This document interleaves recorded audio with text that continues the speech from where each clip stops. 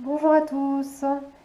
Alors, après cet exercice de mise en bouche, de mise en, de mise en plume, à partir du tableau à partir du dessin de Van Gogh, nous allons nous inspirer, nous allons partir de cette illustration qui, en vérité, n'est pas en noir et blanc, mais c'est très peu coloré, hein. C'est un fond vert.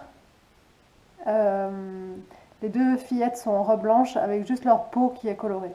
Je vous enverrai l'original par mail. Donc, vous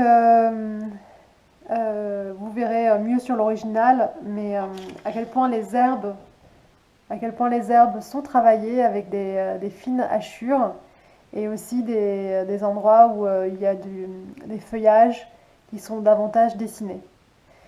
Donc moi j'aime beaucoup ce cadrage, j'aime beaucoup le contraste qu'il y a entre les corps blancs et tout le fond qui est sombre et qui est moins sombre en vrai puisqu'il y a quand même un peu de couleur.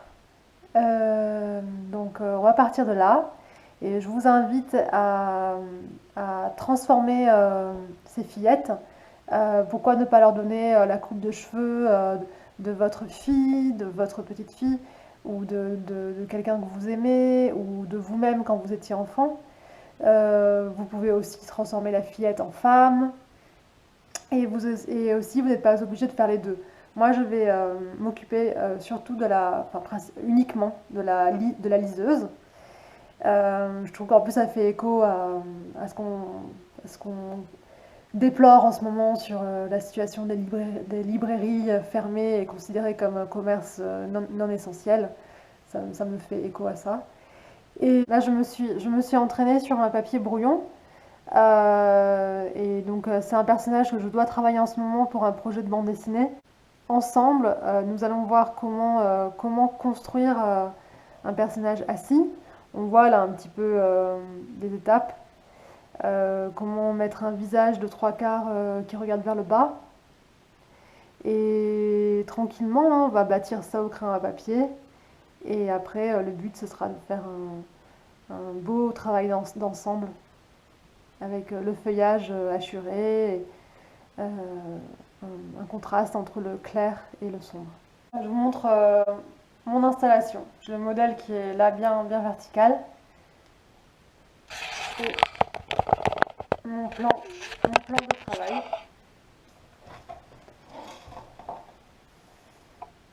J'ai choisi pour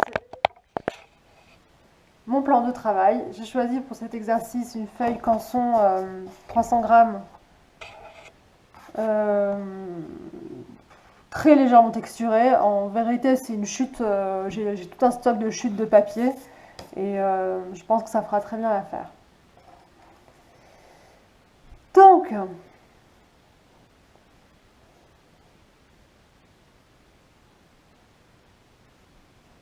alors, mon personnage, je reprends le modèle de base.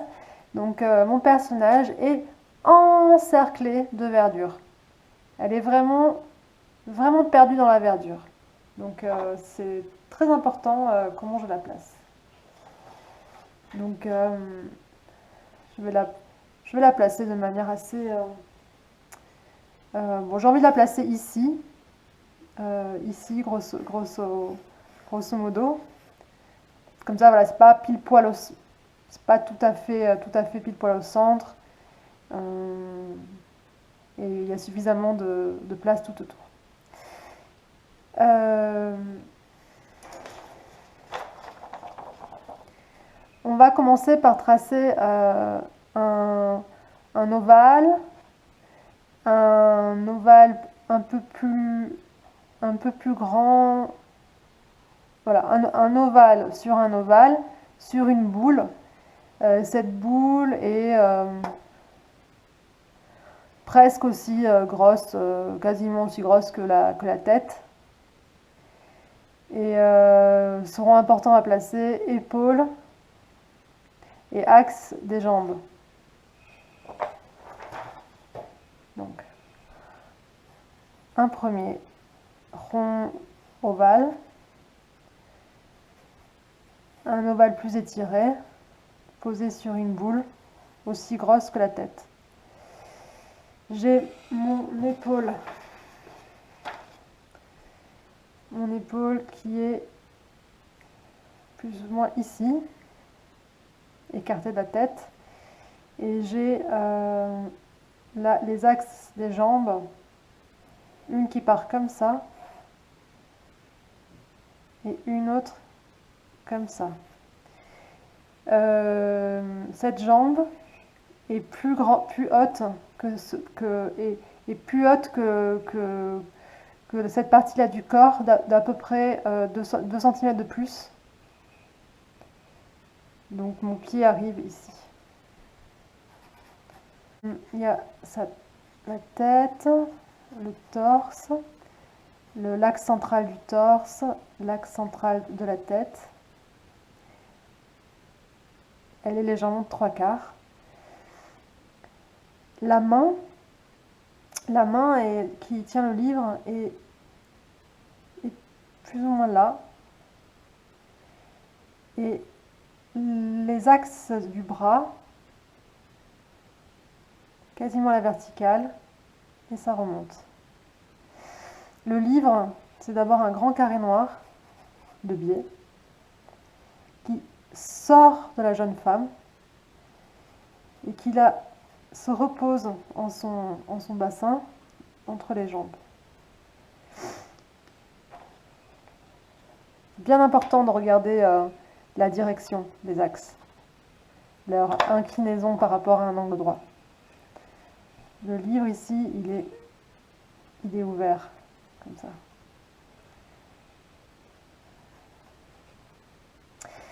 Et on voit que le haut de la robe suit la main, ici.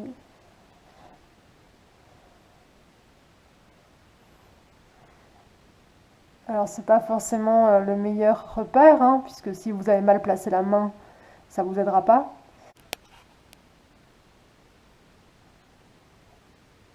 Oui, voilà, j'ai un livre un peu grand. Si je compare la taille du livre, c'est à peu près la hauteur de sa tête, un peu plus bas.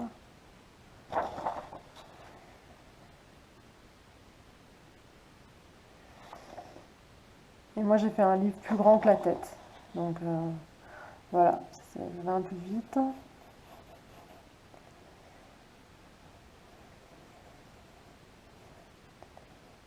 Voilà, le livre il est là.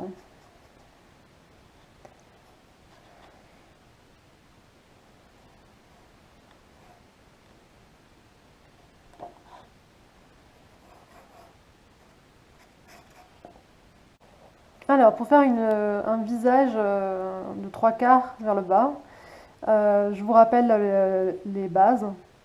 Un visage de face, c'est un ovale qu'on peut diviser en 2 parties égales verticalement et 2 parties égales horizontalement. Ici, on a l'emplacement des yeux, le nez, la bouche, les oreilles, le cou, la frange, le sommet du crâne. Et donc, si j'ai quelqu'un qui est de 3/4,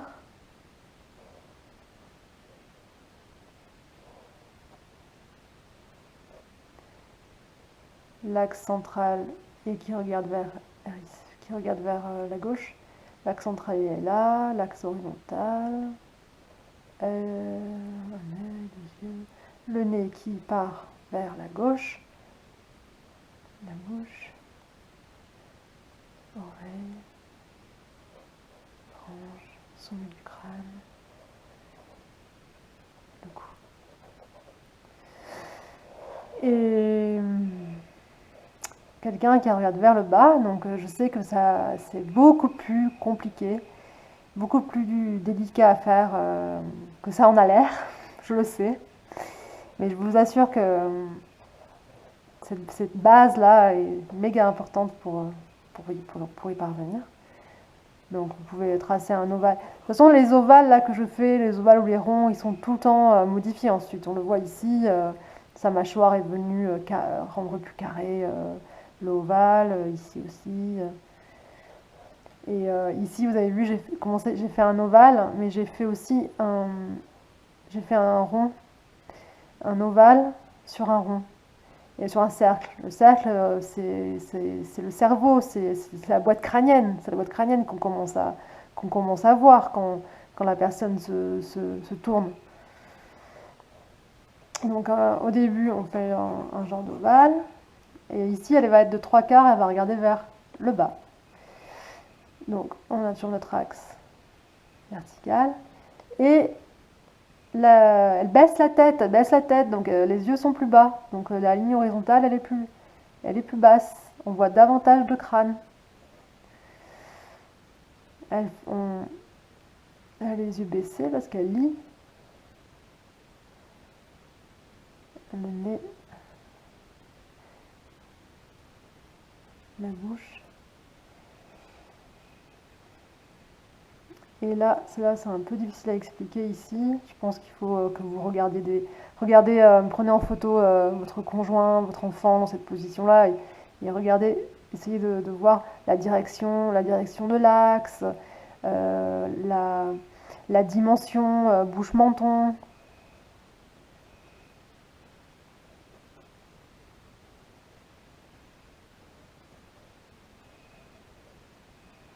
Donc là, généralement, quand on est comme ça, surtout quand en plus ici, c'est comme si on la voyait en contre-plongée. Non, en plongée. On la voit en plongée, donc on voit pas la tête se détacher, on voit pas l'écart qui est entre l'épaule de gauche et la tête. C'est bouché, puisqu'on la voit en plongée. On voit un peu le cou à droite. Et là, on peut procéder, cet axe central, on va le faire aussi sur la poitrine. Le long sur la poitrine. Quelque chose comme ça. Et vous avez ce modèle-là. Donc n'hésitez pas à décalquer ou alors soigneusement recopier ce dessin ou le mien. Et soit vous restez fidèle à celui-là, soit vous vous amusez à partir de celui-là, vous amusez à partir de lui pour faire un autre bonhomme.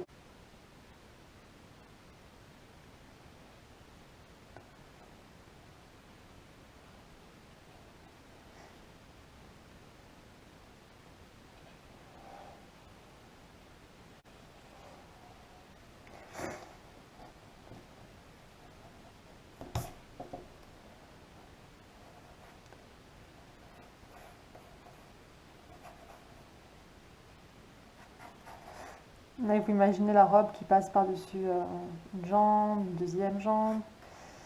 Euh, alors, première jambe. Alors, j'aime bien les illustrations comme ça, m'inspirer de travaux d'artistes parce que je vois des manières qui sont simplifiées. Par exemple, ces jambes, les jambes là des titres, elles sont vachement simplifiées, c'est très stylisé. Mais moi, mon dessin, voilà, il est un peu plus, c'est pas le même style, donc il faut que je trouve quelque chose qui aille bien.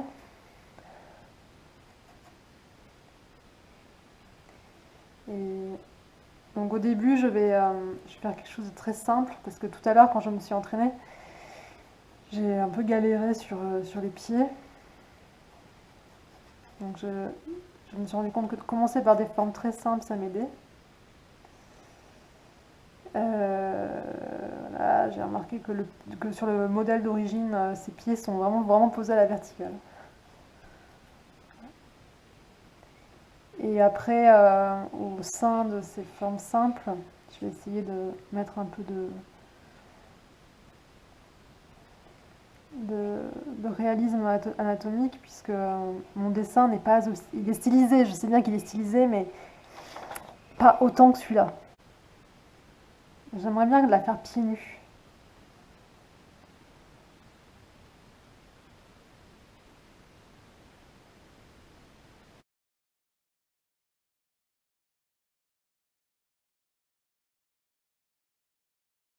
Voilà, maintenant je vais la repasser en noir euh, pour effacer le crayon à papier, puisqu'en fait je vais peindre tout autour en vert foncé avec de l'aquarelle.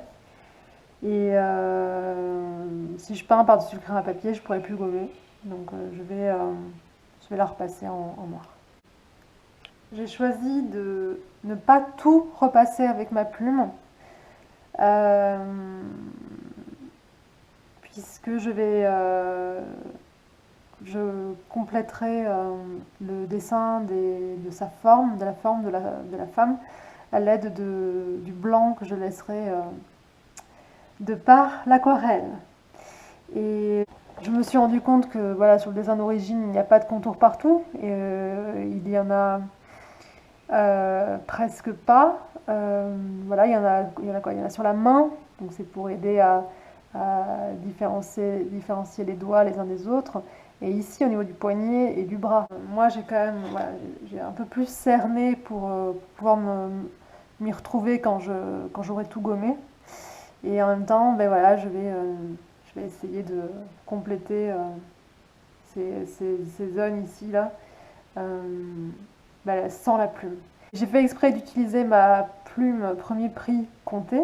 Et donc il y a certainement des plumes qui sont meilleures, mais on peut quand même arriver à faire des choses avec cette plume. Je la trempais bien, je la trempais bien dans l'encre et je caresse la feuille et puis je la retrempe souvent en fait. Je pense que c'est vraiment une question d'habitude. Au début, il y a quelques années, quand j'ai commencé à essayer de dessiner avec la plume, j'ai trouvé ça extrêmement difficile moi aussi. Et donc c'est la pratique. Alors voici maintenant le dessin sans les traits de crayon à papier. Je vais peindre un fond vert tout autour avec une couleur aquarelle que j'ai préparée ici. Donc voilà, donc moi j'ai un vert qui est très bien comme ça. Je me souviens plus son nom. Mais pour obtenir ce vert à partir du vert phthalo que vous avez dans les petites boîtes avec les 12 couleurs de base, il faut couper votre vert phthalo avec du brun.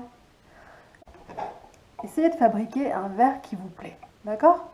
Là, on ne met pas l'accent sur la couleur précisément. On fabrique un vert qui nous plaît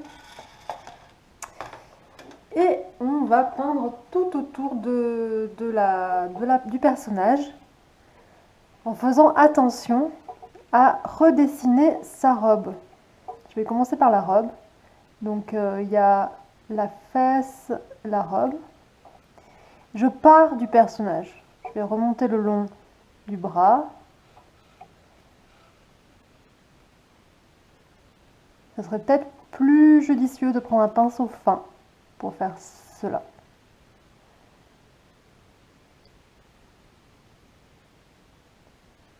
Et je pars du personnage.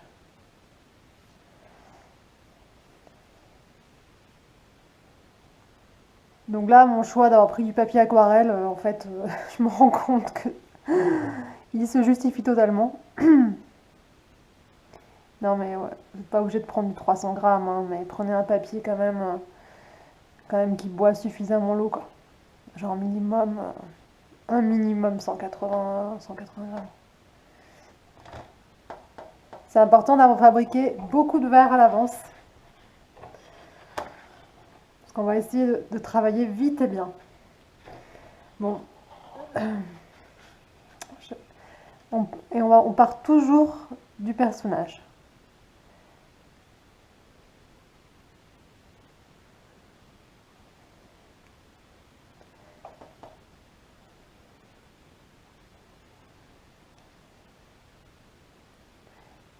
On va éviter d'avoir des bandes comme ça, la seule, parce que quand l'aquarelle sèche, ça fait des marques. Alors, du coup, là, je me retrouve confrontée à une double difficulté, c'est que je veux partir du personnage, je veux aller assez vite pour pas que l'aquarelle sèche, et en même temps, je dois redessiner. Donc, en fait, c'est super casse-gueule.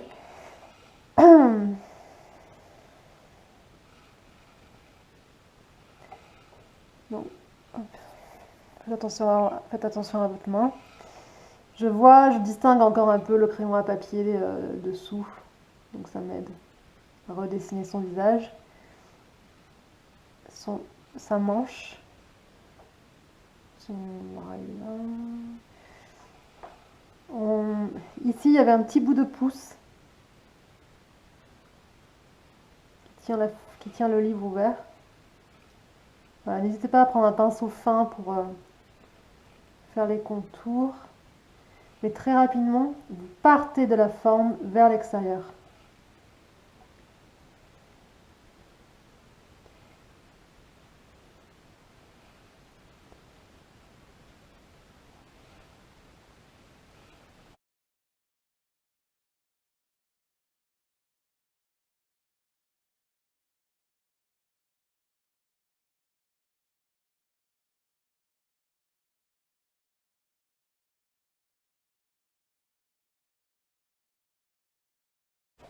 Alors bien sûr aussi, je ne l'ai pas dit, mais mon pinceau est suffisamment gorgé d'eau et de peinture. Il est vraiment gorgé de peinture. On va surtout soigner le vert près de la robe.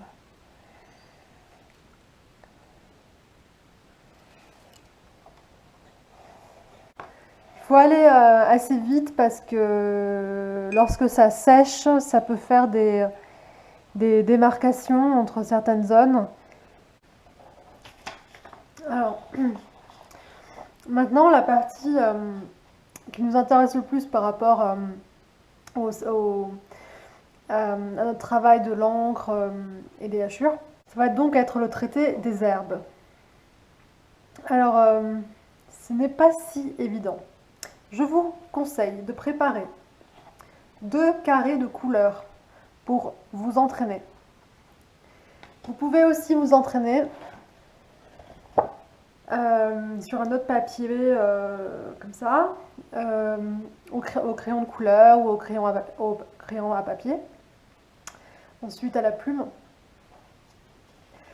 Voilà, vraiment je vous recommande ces petits extraits comme ça. Donc ici, c'est la partie ici, là, en bas à gauche. Et ensuite, j'ai rajouté des morceaux de touffe d'herbe qu'il y a dans cette partie-là. Mais en fait, au préalable, c'est comme si on avait l'impression que c'était un grand n'importe quoi. Et en m'y attelant, bah, je me suis rendu compte que non, c'était pas si n'importe quoi que ça. Et donc j'ai essayé de trouver un mouvement dans toute cette verdure. Et là, on voit bien un arc de cercle. Ici, des herbes qui viennent vers nous. Ici, ça se tourne vers les filles. Là, ça se recourbe vers les filles. Ici, les herbes sont écrasées sous ses jambes et ses pieds. Et ici, les herbes se libèrent sur les côtés. Ici, ça part joliment vers la droite, là vers le bas. Donc, essayez de comprendre et de trouver le mouvement dans ces herbes en passant justement par des petits carrés comme ça. Donc ça, c'était mon premier essai. Et, on voit que j'étais partie un petit peu bille en tête pour les hachures fines. On voit aussi que j'ai perdu un peu patience, que j'étais un peu nerveuse. Bon, après, ça peut être un style, comme je dis toujours. Mais non, je pense que je vous recommande vraiment de rester dans l'épure et de vous imprégner du travail que vous avez fait d'après Vincent Van Gogh. Ici, on peut voir un autre dessin avec donc, comme sujet un chat. D'ailleurs, je vous encourage à partir de sujets simples comme ceci. Je l'ai dessiné avec mon pinceau. Si vous n'avez pas l'habitude de dessiner des choses directement, entraînez-vous à côté. Et ensuite, essayez, prenez votre courage à deux mains et du mieux que vous pouvez, vous reprenez la forme sans créer un papier, en acceptant les imperfections. Et ensuite, j'ai peint tout le tour. Et le travail de hachure, il est inspiré du dessin de cyprès de Van Gogh.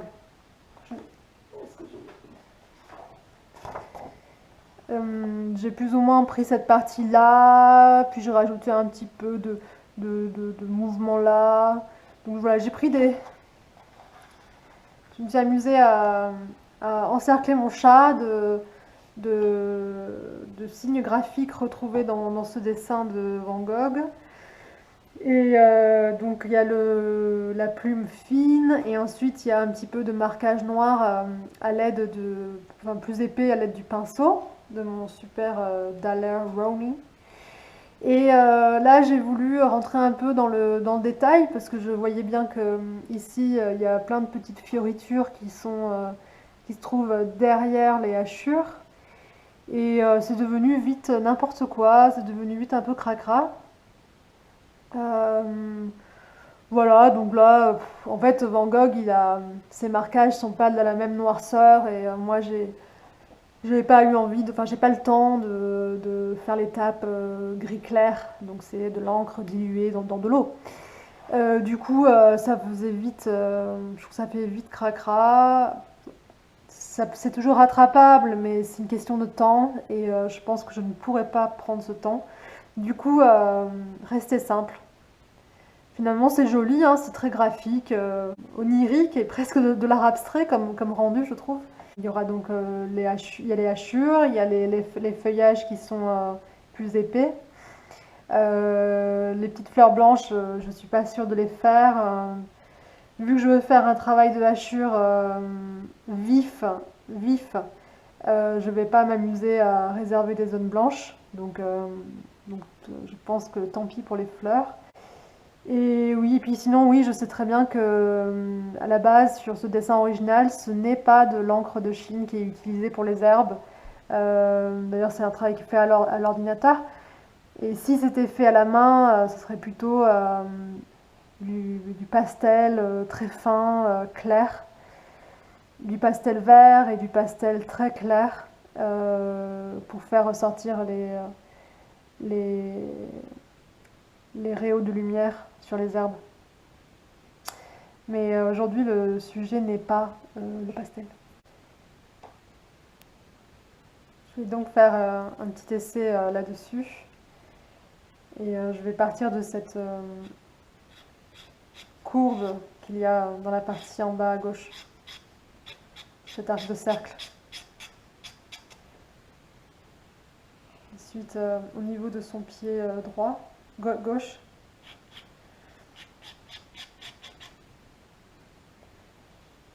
entre les deux sœurs, ou amies.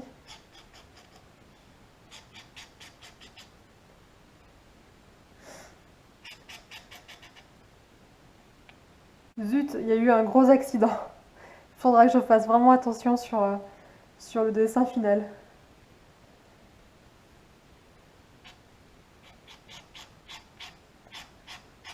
Voilà, j'essaye de comprendre comment fonctionne le mouvement de ces herbes et en même temps je me dérouille le poignet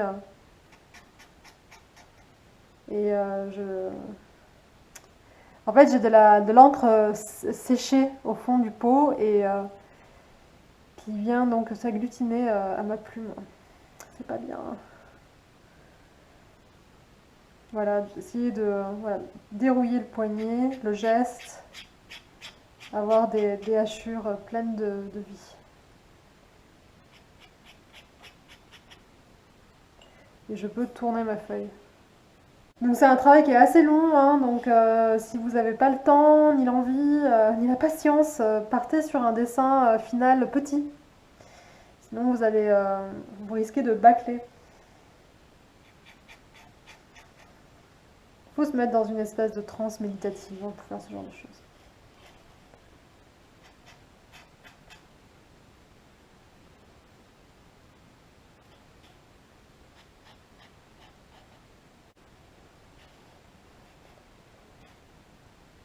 J'ai juste envie que ces premières herbes là ressortent un peu plus.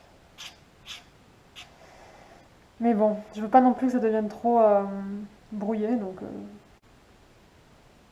et je vais essayer maintenant de faire un joli feuillage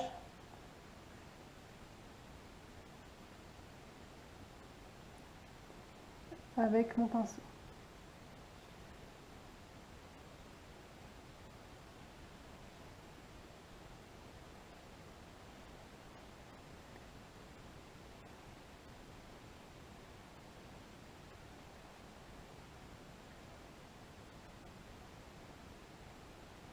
Voilà, n'hésitez pas à vous entraîner à faire ce genre de dessin au pinceau hein, sur une feuille de brouillon. Parce que moi, bien sûr, j'y arrive plus ou moins du premier coup, mais c'est parce que c'est loin d'être mes premiers.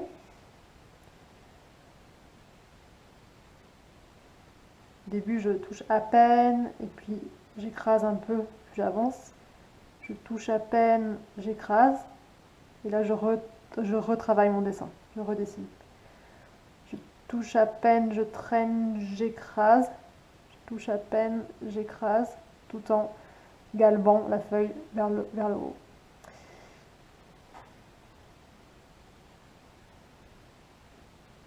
Voilà.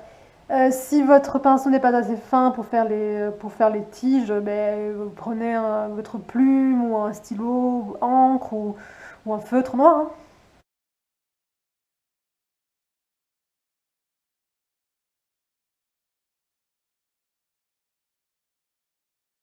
Et dans ce carré-là, vous pouvez faire une autre série de hachures fines, peut-être en essayant de faire un autre morceau du modèle. Ou alors vous pouvez aussi vous entraîner avec le pinceau. Hein, Enfin voilà, faites autant d'essais que nécessaire. Hein.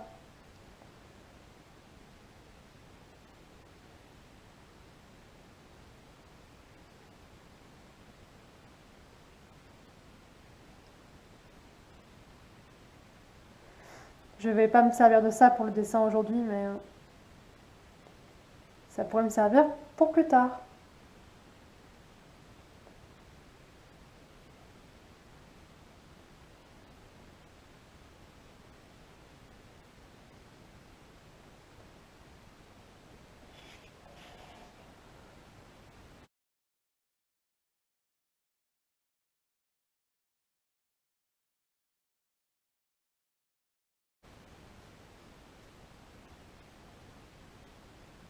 Je le tiens assez à la verticale pour éviter que ça fasse ça. Ça, c'est un effet que je peux rechercher. Hein. Mais si je ne le recherche pas, je tiens mon pinceau plus à la verticale. On va s'y mettre. Je vais tenter de faire quelque chose de pas mal. Et j'ai décidé, comme c'est un grand espace et que j'ai pas beaucoup de temps, je vais faire le travail au stylo encre. Je vais commencer par le même coin ici, là, pour qu'il y ait déjà une dynamique. Alors, on respire.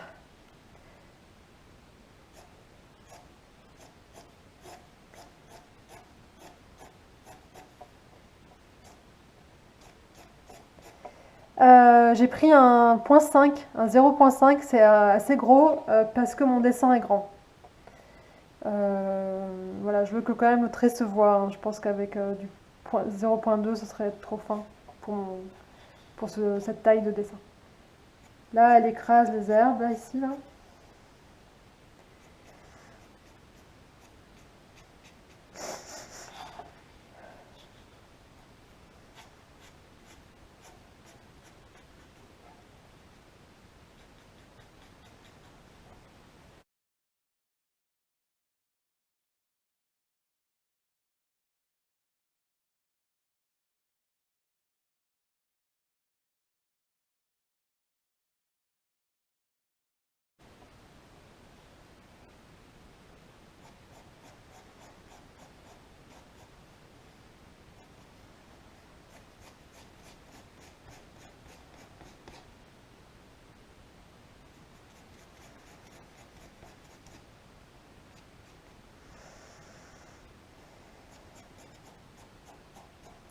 Et aussi, quand vous trouvez un procédé qui fonctionne bien, n'hésitez pas à le reproduire ailleurs.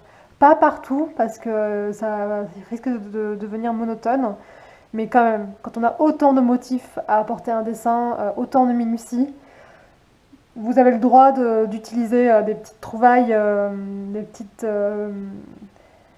arrangements graphiques, de les reproduire ailleurs.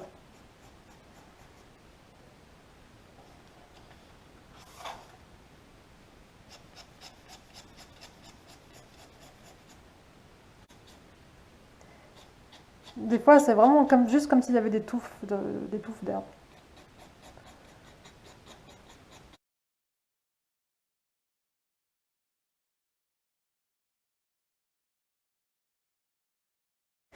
Et on pourrait par moment peut-être ajouter des petits points pour s'imprégner, enfin utiliser un petit peu ce qu'on a vu dans le travail de Van Gogh. Ouais, des petites particules, des petits cailloux, des petites fleurs, des petits insectes. Voilà, j'attrape vraiment au vol des touffes, des amas d'herbes qui ont une direction claire que je pose pour ne pas me perdre dans un fouillis inventé et qui deviendrait vite peut-être monotone. Je m'accroche à des morceaux qui sont proposés dans le modèle d'origine, qui fonctionnent.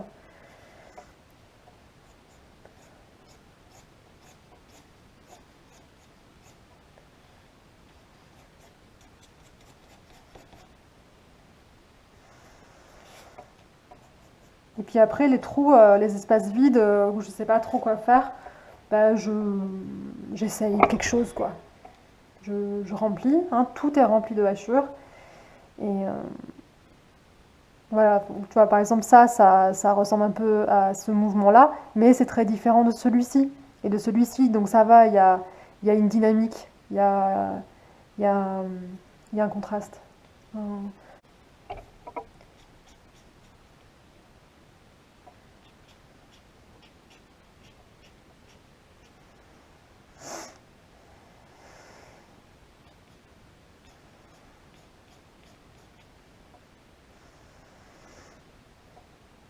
Voilà, là j'ai fini le remplissage avec les fines hachures. J'ai mis une petite zone de pointillés là, ici et là, un peu aléatoirement. J'ai pas pu m'empêcher de mettre des fleurs, hein, mais bon, même si c'est vert sur vert, tant pis. Et puis après, je me suis rendu compte que j'avais des petits éclats de papier qui ressortaient, qui avaient pas, où la couleur n'avait pas pris. Et donc, j'ai pu m'en servir pour les fleurs. Je vais maintenant peindre des plantes avec le pinceau. Il y a aussi ce genre de feutre pinceau qui peut être sympa pour utiliser pour, euh, pour dessiner des formes comme ça ou faire de la calligraphie.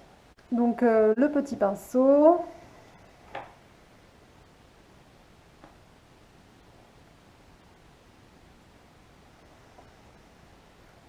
Et on va commencer côté gauche, sinon pour que ma main s'éloigne après, pour pas que j'en mette partout. Alors, je suis pas sûre, mais je crois deviner des feuillages dans cette partie-là.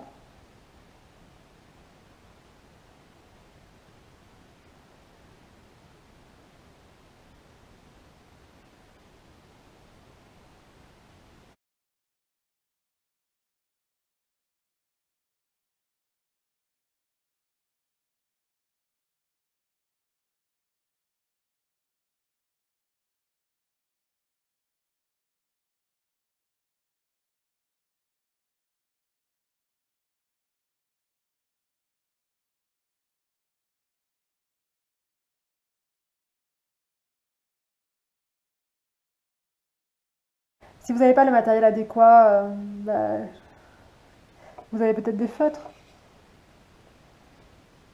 Ou alors vous pouvez essayer avec votre pinceau aquarelle petit gris. en utilisant vraiment la pointe, pointe, pointe. Là, j'ai rajouté un petit peu d'herbe noire pour donner un petit peu de relief.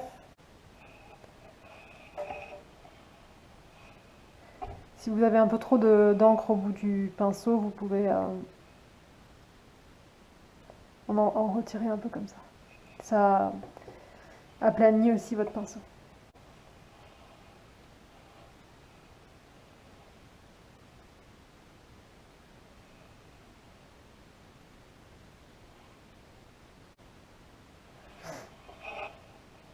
Des fois, je dessine tout simplement les feuilles sans écraser le pinceau.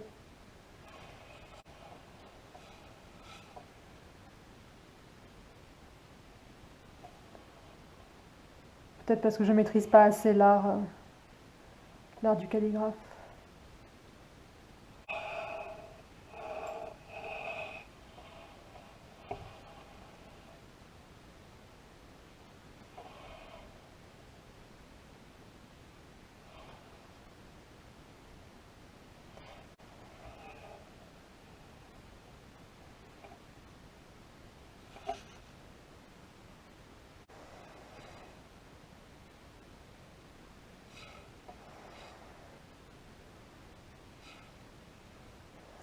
Là, j'ai essayé d'écraser le pinceau plus j'avançais dans la feuille, plus j'avançais dans le coup de pinceau. Peut-être parce que je suis mieux vers le sommet, avec le mouvement vers le haut. Je sais pas trop. Voilà, on va laisser sécher. Donc, de par mes essais, j'ai vu que il vaut vraiment mieux que je surcharge pas. Et il faut aussi faire attention parce que comme le procédé sur le modèle d'origine n'est pas le même, on peut avoir tendance à vouloir en rajouter, en rajouter, en rajouter parce que on a une espèce de quête de ressemblance. Mais en fait, c'est pas le même outil. Donc ça donnera jamais exactement la même chose. Avec un pinceau fin et de l'encre très diluée, j'ai rajouté un petit peu de stries dans la robe. Je me suis largement inspirée du modèle.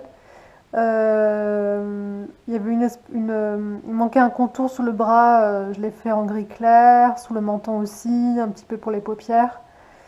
J'ai un petit peu aussi travaillé le galbe d'une feuille du livre. Une ombre dans le creux de la robe ici, sous la robe là, même un petit peu sous le pied. Mais il faut faire attention de ne pas trop en faire. Le but n'est pas de faire du réalisme. Et j'ai commencé à peindre les cheveux. Alors moi, mon personnage n'a pas les cheveux noirs, plutôt un brun roux. Et là, je me suis dit, mais non, non, j'ai plus envie justement de lui mettre des cheveux très colorés, brun roux. Je pense que ça ressortira vachement bien sur ce vert et ce noir. Et pour faire ce gris clair, j'avais déjà, en fait j'ai tout un tas de petits pots comme ça que je ne nettoie plus, qui sont vraiment dédiés à l'encre. Et celui-ci, depuis 2 jours, il y a eu un peu d'eau mélangée avec, je sais pas, 3-4 gouttes d'encre. Et ça me fait un gris moyen. Donc vraiment hyper important d'avoir une feuille de brouillon à côté pour faire des essais. Ça me fait un gris moyen comme ça. Et je voulais avoir quelque chose de très très très très très clair au début. Donc j'ai pris un autre pot et j'ai mis de l'eau dedans et j'ai versé un petit peu de mon gris moyen dedans. Et comme ça, je teste.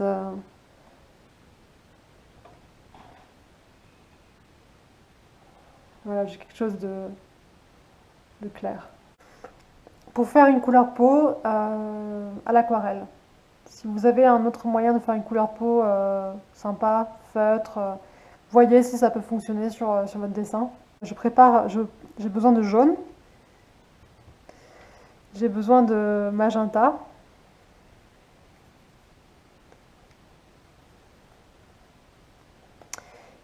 j'ai besoin que ce magenta et ce jaune soient tous les deux très dilués. Très très dilués. Donc je dilue le rose, le magenta. Je dilue le jaune.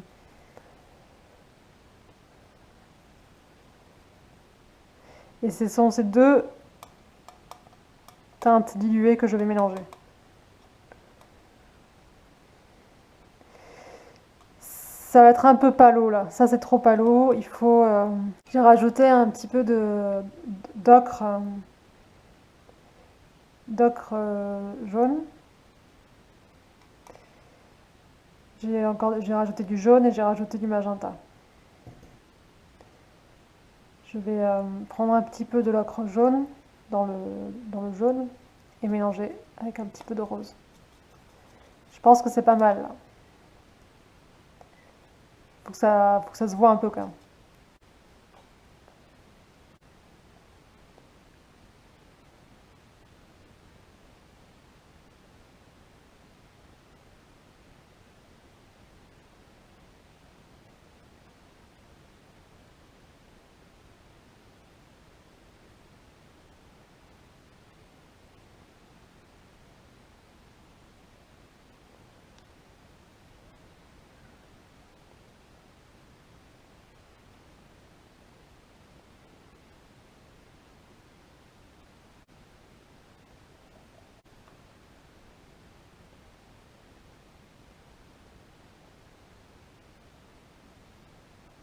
L'encre de Chine est indélébile.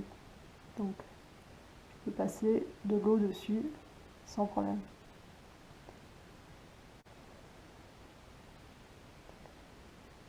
La couleur de peau, c'est vraiment quelque chose de, quelque chose de presque saumonné. Il faut vraiment veiller à ce que ce soit ni trop jaune ni trop rose. Et si c'est trop flashy, on vient couper avec une pointe de bleu ou une pointe de vert. C'est à ça que sert mon ocre jaune en fait. Mon ocre jaune, il est déjà rompu avec une couleur complémentaire.